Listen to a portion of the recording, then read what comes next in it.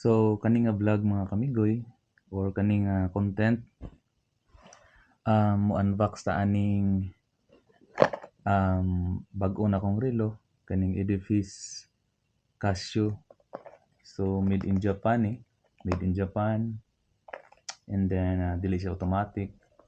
So tala ato ikuan ato i-unbox. So ang Edifice Casio, so white box. So muna iyahang model EFRS 108D 2B VWDF. So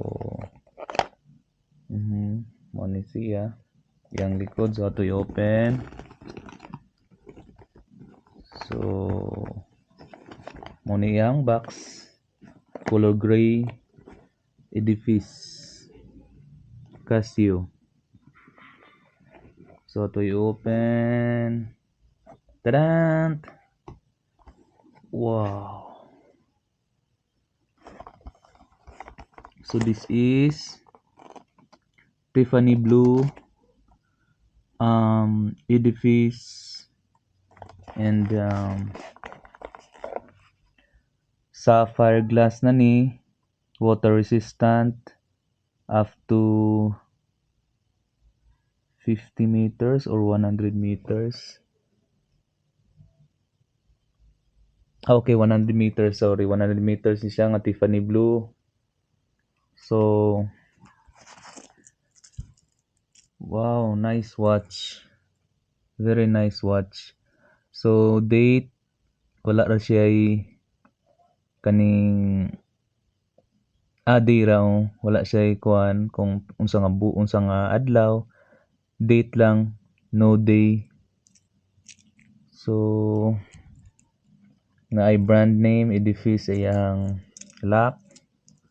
So sa iyang back, Edifice Casio EFRS 108 Edifice Casio sapphire crystal. So dili na siya mineral crystal or hardlex. This is sapphire. Bisag unsaon ni lisod kay ni makuan kaning ma-scratch. So anti-scratch na ni, anti-scratch resistant na. And then luminous ni siya.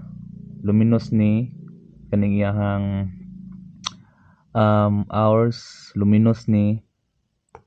So di kay maklaro lang, pero luminous siya magabi. So very very kuan kaning nipis gyud kaayo. Pero good kaayo tsada kaayo na sa guni. Na-amaze ra ko pag-ayo aning akong rilong bag-o.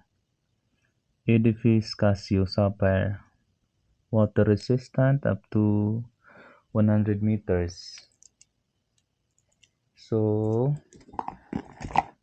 sa iyang box mo ni iyang number 53595448. So ato i-try sa akong kamot. So mga kamigoy, tanto nice kayo, no? Nice kayo tong relo. Bagay kay sa tuang kuan, pwede pang simba, pang lakaw, daily uses. I-daily use nimo ni. Nice kayo. Super nice.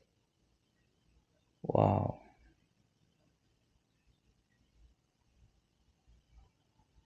Wow, nice. Tiffany blue.